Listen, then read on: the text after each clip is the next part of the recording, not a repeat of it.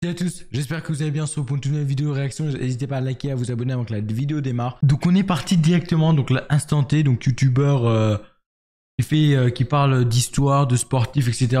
Très très bon youtubeur, vraiment, très bon, très gros montage aussi, ça met énormément de temps à faire ses vidéos.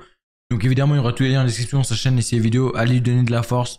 Et puis on est directement parti sur battre l'imbattable. Donc c'est les bras de fer. C'est des monstres encore. C'est pas pareil que ceux qu'on fait de les strongman, ceux qui soulèvent des poids énormes, mais c'est un peu similaire. C'est des hommes du même gabarit, quoi. Voilà. J'aimerais pas me confronter face à l'homme chauve ou à l'homme qui reste quelques poids sur le caillou. Honnêtement, j'aimerais pas faire un 1v1 contre lui. Son bras, c'est mon avant-corps. Hein. Son avant-bras, c'est mon corps. Un match pas comme les autres. Car ce soir, Devon Larratt, le ferriste le plus connu de la planète, s'apprête à subir la pire défaite de sa carrière. Ce soir, là, il transpire déjà. Aïe, aïe, aïe, aïe.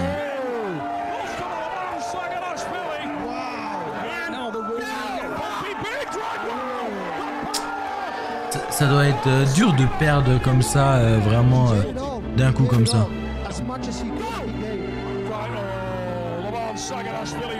Ah ouais, ça doit être dur.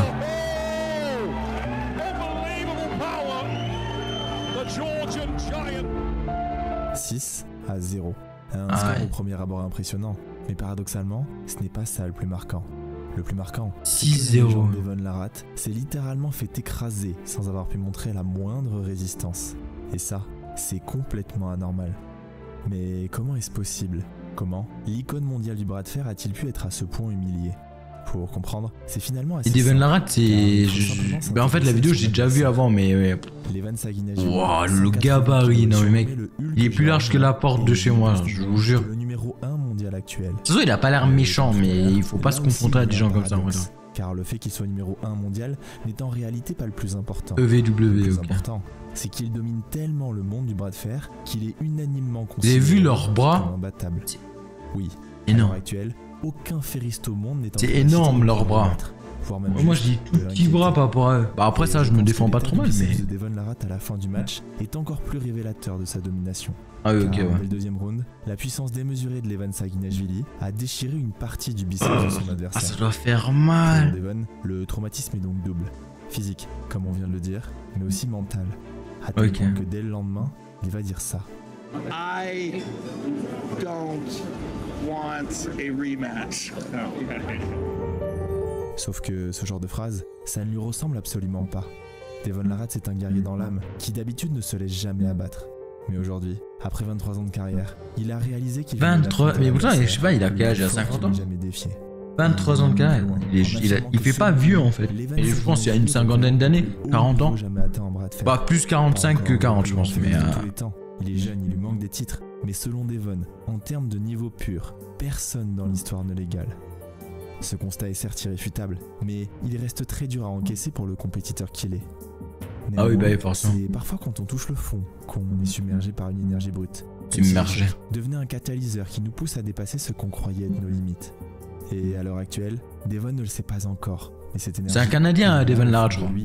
Il vu le drapeau pour qu'elle se manifeste, mais une fois que ce sera le cas. Vous avez vu leurs bras par rapport à... Je sais pas si c'est sa femme à côté, mais c'est... Il porte ça, il porte même le marteau facilement. Bah, celui qui c'est impressionnant quand même. Est imbattable.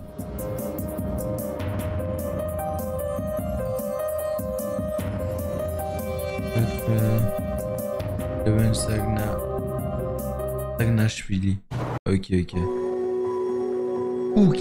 Comme je vous le disais, au début Devon ne se rend pas vraiment compte qu'il s'embarque dans cette quête. Il guérit, reprend l'entraînement progressivement, envisage évidemment de recommencer la compétition, mais défier une nouvelle fois Levan Saginashvili n'est absolument pas au programme. Néanmoins, seulement 5 mois après sa blessure, un événement majeur semble rebattre les cartes. Ok. Nous sommes le 10. En vrai, je vais poser ça, je sais pas pourquoi je garde ça. ça. À cette date, Devon est guéri, mais surtout apte à reprendre la compétition. Ah, c'était sûr, il allait remonter. Il va reprendre il est obligé qu'il remontait. Des adversaires sûrement moins forts ou encore dans des compétitions moins prestigieuses. Mais aujourd'hui, Devon Larratt est à quelques minutes d'affronter le meilleur c'est lui, de la catégorie poids. Il n'y a pas le même tête sur la photo qu'en vrai, mais si en fait un peu aussi. De celle de on dirait pas. J'ai l'impression que tous les sports de combat se ressemblent. Pas se ressemblent, mais pas le sport en lui-même, mais les présentations quand on parle de l'UFC et tout, c'est les arbitres, même dans le catch et tout, c'est un peu tout le temps pareil, j'ai l'impression. Les styles un peu, je crois. Évidemment, le sport est pas du tout le même, mais. Mais pour saisir comment une telle chose est possible, il faut comprendre qui il est réellement. Devon Larratt, c'est un homme dont la raison de vivre est tout simplement le bras de fer.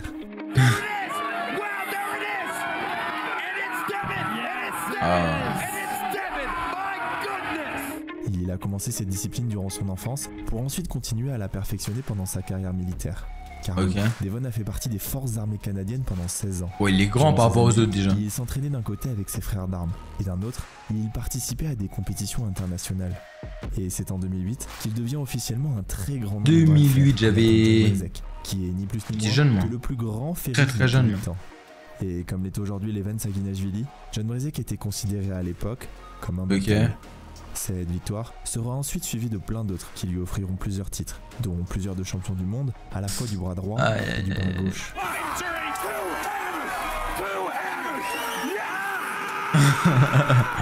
C'est un fou. Mais au-delà de ces titres, Devon est surtout connu. Moi, je sais pas si c'est dur les bras de fer. Bah en vrai si un peu, mais à ce niveau-là, tu dois avoir c'est des parpaings les deux personnes en face, donc en vrai c'est, je sais pas la sensation que t'as quand tu serres le bras d'un gars comme ça. Et j'aimerais pas ressentir la sensation en tout cas, ça c'est sûr.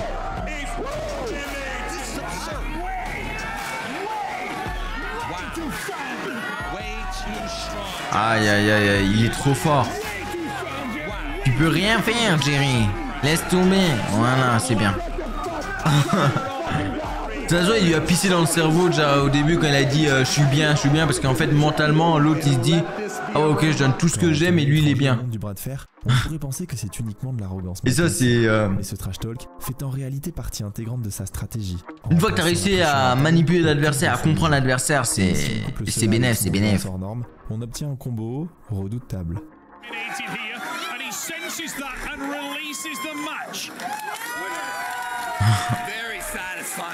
Ok. Mais vous vous en doutez, ce tempérament divise les spectateurs. Certains trouvent qu'il en fait trop, d'autres pensent qu'il est vraiment arrogant, mais j'ai dernièrement lu une phrase qui résume extrêmement bien qui est finalement Devon. Cette phrase disait « Beaucoup le détestent, mais il n'a aucun ennemi. » Et c'est on ne peut plus vraiment... Ah ouais, cette phrase est puissante, beaucoup détestent mais il n'a aucun ennemi. Une fois le match fini, le Devon arrogant laisse immédiatement place au vrai Devon. Ah oui, une fois que t'as gagné, je pense que c'est toujours plus simple en vrai. Une fois que quand t'as perdu, je pense que c'est plus dur. Mais quand t'as gagné, vas-y, tranquille.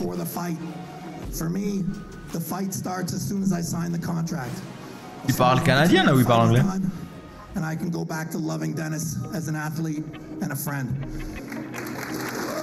Voilà. Ok, Devon. Et pour conclure sur cette présentation, je pense que c'est un des Larratt Devon de tous les temps, qui en plus ah ok, en fait c'est Devon alias No Limit Larratt, ok. Tempérament qui l'amène ok, je vois. Il s'est surnommé le No Limit. Numéro 1 mondial. Je comprends tout. Mais la tension extrême de ce match de reprise semble... Il a mal positionné ses mains, c'est pour ça qu'il se reprend.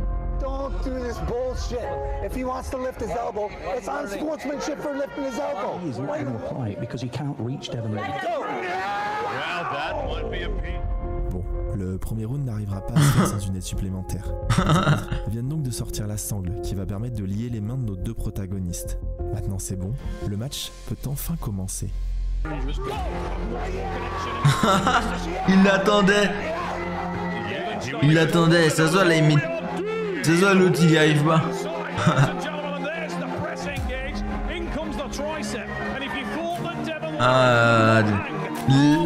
Lâche le bout de gras mec, tu pourras pas battre Devon Larratt. Lâche ce bout de gras, c'est terminé. Il veut pas lâcher le caviar hein, quand même. Hein. Mais de toute façon on sait déjà que c'est terminé. Combat moi. Ah, il lui rentre dans le cerveau, il lui pisse dessus, je vous jure. Ah, c'est terminé, lâche ça. Devon remporte. En fait, une fois que t'es rentré dans la tête de ton adversaire, c'est fini, tu pourras. Oui, bah, c'est obligé. Une fois que t'es rentré dans la tête de l'adversaire, tu sais que t'as gagné d'avance. Bah, pas d'avance, à part que tu te loupes vraiment. Mais presque gagné. better position there, but Devon's happy now. He's there all day and he's already found what he wants. Devon looked at the control center, trying to come back through over the top. Il gagne tout. L'autre il avait même pas à bouger son bras. Et ça se voit lui. Il rigole. Ah, il a lâché, il a lâché. He might do it. Same thing. Kick back from Evgeny Prudnik, forcing it to be outside. Doesn't want to go hook on hook. Devon Larratt.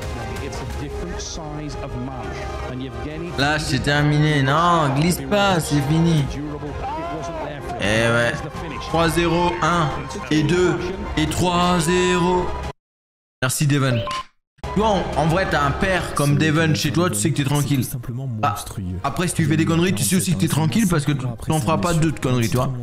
La première, il va te mettre une paluche, tu ne vas pas te relever. La deuxième, hop, c'est ton enterrement. Donc comme ça, c'est plus vite fini. Mais par contre, personne ne va venir te faire chier au collège. Par contre, ça, c'est sûr. Parce que si c'est Devon Larratt. Si un gars casse ses couilles à ses enfants, bah je peux te dire que le gars il est fini aussi. Le gars il est terminé aussi. Voilà. Mais en tout cas ouais, après je pense que il faut savoir doser et tout, et quand t'as un père comme ça, il faut savoir aussi être sympa aussi en tant que fils, parce que je pense pas que tu fais le malin après. Encore visible sur son biceps. Dans une telle situation, la plupart des gens espéraient que cette marque disparaisse au plus vite. Et j'ai passé à sponsor, pourquoi? Parce que c'est ça sponsor à lui. Et du coup, je fais pas de la pub pour une marque, ouais, etc. Un tatouage en géorgien sur sa cicatrice, les vannes étaient ici. Comme si l'objectif était de garder constamment une source de motivation sur lui, pour ne jamais rien lâcher, et espérer un jour atteindre le niveau Rocky, pour battre celui qui semble imbattable. Et chez le public, ce geste déchaîne les passions. Certains pensent que c'est du troll comme il a l'habitude de faire, d'autres sont sûrs que c'est le signe d'un match retour. Mais bon, pour le moment, rien n'est officiel, ni même rien n'est envisagé.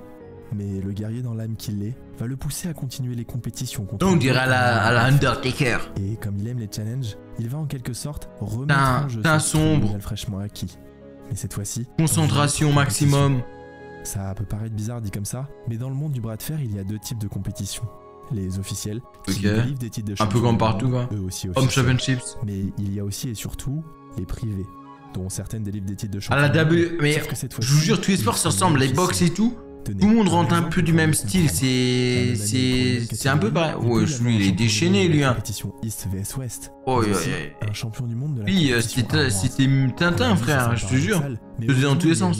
Milou plutôt, Milou. Privée, ce qui permet de s'y retrouver un petit peu mieux. Actuellement, les deux compétitions les plus prestigieuses du monde sont King of the Table et East vs West.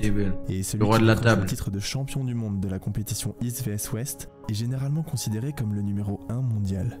Oui, devant, même largement devant le numéro 1 mondial officiel. Non, plusieurs raisons. Est-ouest en fait. Tout d'abord parce que ces compétitions privées regroupent en partie des anciens champions du monde. En fait, il y a 12 parties. Levan Saguinashvili en est un par exemple. Il faut donc souvent déjà faire ses preuves sur le circuit officiel avant d'avoir l'honneur de faire Et ensuite, parmi l'ensemble des raisons restantes, il y en a lui, ça se voit, vu son bras déjà, tu sais que ces compétitions privées. Mais si, je pense que moi, il me broie le bras en entier. Je rigole pas. Ce n'est pas qu'elles autorisent Monster, Michel Todd. C'est qu'elles ne le controlent pas. Non, Michel Todd. Il est communément admis que la plupart des athlètes de ces compétitions. Les fonds de couleur comme ça, c'est magnifique en bleu. À la Undertaker. Toutes les informations. Mais je pense que ce dopage probable n'enlève pas grand-chose à la qualité de ces athlètes. Certes, ils sont évidemment plus forts avec, mais la plupart ont d'abord fait leurs preuves dans des compétitions où le dopage est contrôlé. Ils ont donc réussi à être les meilleurs. Bon, on va s'arrêter là pour la première partie. Demain, il y aura la suivante et après-demain, il y aura la suivante. N'hésitez pas à liker, à vous abonner, n'hésitez pas à voir tous les liens en description de Instant T, de sa chaîne. Vidéo exceptionnelle. Moi, je vous laisse là, je vous dis à la prochaine. C'était Naraking. Abonnez-vous.